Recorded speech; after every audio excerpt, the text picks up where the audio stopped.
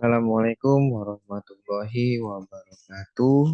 Saya Yogo Barnanto dari Prodi Manajemen dan mata kuliah Manajemen Keuangan dan dosen pengampunya Pak Dermawan dalam rangka mengerjakan tugas. Mari kita masuk ke materinya.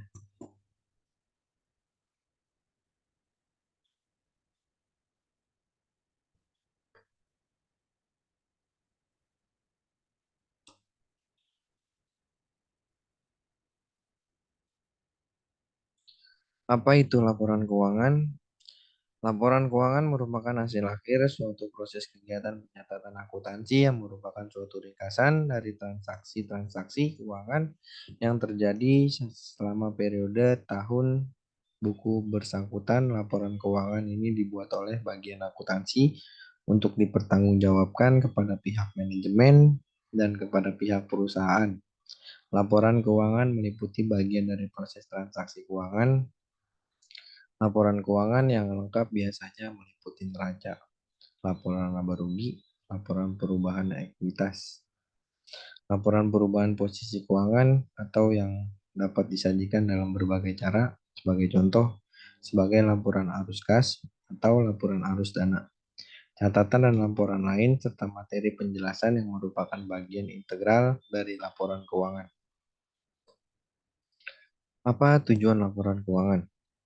Laporan keuangan sangat berperan penting dalam perusahaan untuk mengetahui hasil-hasil yang telah dicapai oleh perusahaan yang bersangkutan dan juga dapat memberikan informasi sehubung dengan posisi keuangan perusahaan. Menurut Fahmi atau 2011, tujuan laporan keuangan adalah memberikan informasi tentang posisi keuangan, kinerja, dan arus kas perusahaan yang bermanfaat bagi sebagian besar kalangan pengguna laporan dalam rangka membuat keputusan-keputusan ekonomi serta menunjukkan pertanggungjawaban manajemen atas penggunaan sumber-sumber daya yang dipercayakan kepada mereka. Menurut Kasmir atau 2016, menyatakan bahwa tujuan laporan keuangan yaitu A. Memberikan informasi tentang jenis dan jumlah aktiva atau harta yang dimiliki perusahaan pada saat ini. Dan yang B. Memberikan informasi tentang jenis dan jumlah kewajiban dan modal yang dimiliki perusahaan pada saat ini. Dan yang C. Memberikan informasi tentang jenis dan jumlah pendapatan yang diperoleh pada suatu periode tertentu. Dan yang D. Memberikan informasi tentang jumlah biaya dan jenis biaya yang dikeluarkan perusahaan dalam suatu periode tertentu. Dan yang E. Memberikan informasi tentang kinerja manajemen perusahaan dalam suatu periode. Dan yang F, memberikan informasi tentang kinerja manajemen perusahaan dalam suatu periode, memberikan informasi tentang catatan-catatan atas laporan keuangan. Dan yang G, informasi keuangan lainnya. Bagaimana sifat laporan keuangan?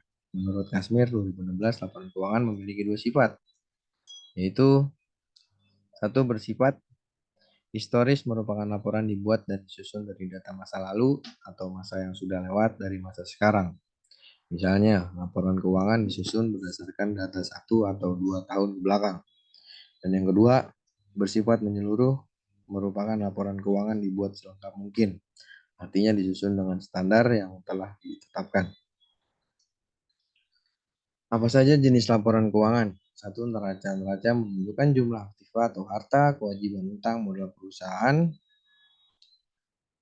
Ekuitas perusahaan pada saat tertentu akan tetapi pemilik atau manajemen dapat pula meminta laporan neraca sesuai kebutuhan untuk mengetahui secara persis berapa harta, utang, dan modal yang dimilikinya pada saat tertentu. Dan yang kedua, laporan laba rugi. Laporan laba rugi suatu perusahaan dalam satu periode.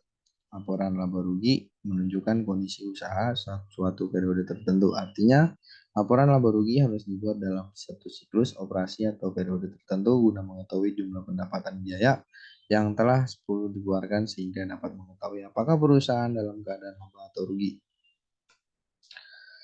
Dan yang ketiga, laporan perubahan modal. Laporan perusahaan modal menggambarkan jumlah modal yang dimiliki perusahaan saat ini. Kemudian laporan ini juga menunjukkan perusahaan modal serta sebab-sebab perusahaan modal. Dan yang keempat, laporan arus kas. Laporan arus kas merupakan laporan yang menunjukkan arus kas masuk dan arus kas keluar di perusahaan. Arus kas masuk berupa pendapatan dan pinjaman dari pihak lain, sedangkan arus kas keluar merupakan biaya-biaya yang telah dikeluarkan perusahaan. Baik arus kas masuk maupun arus kas keluar dibuat untuk periode tertentu.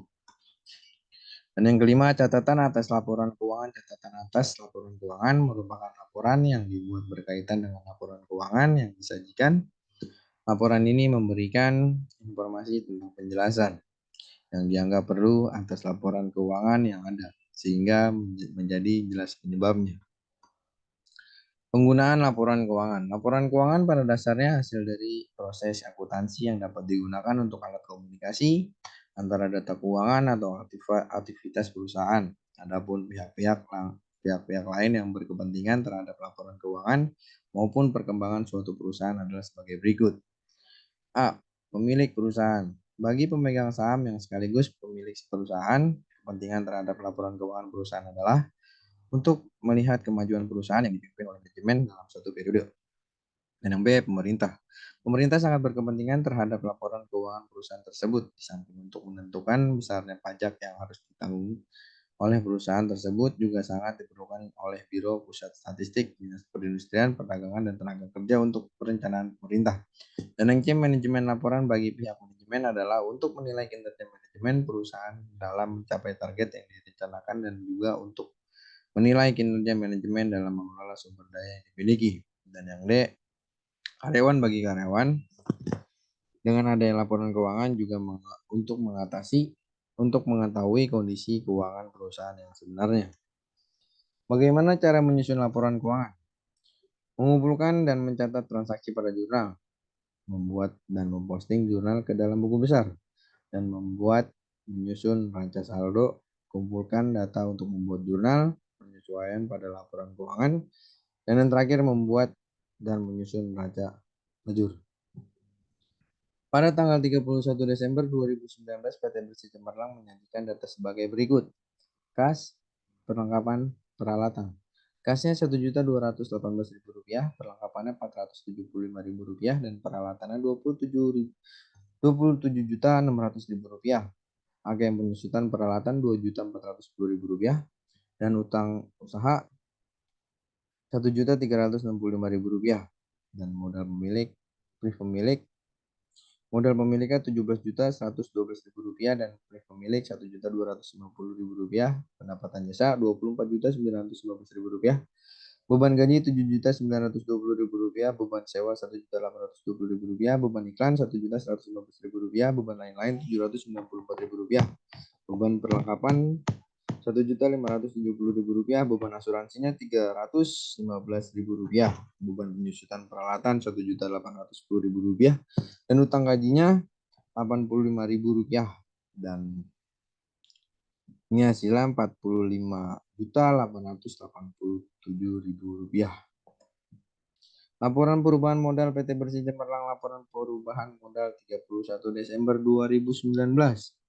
Modal awalnya Rp17.112.000, laba bersihnya Rp9.571.000, Prifnya atau Rp1.250.000, penambahan modalnya Rp8.321.000, dan modal akhirnya Rp25.433.000. Terima kasih, saya Gubananto.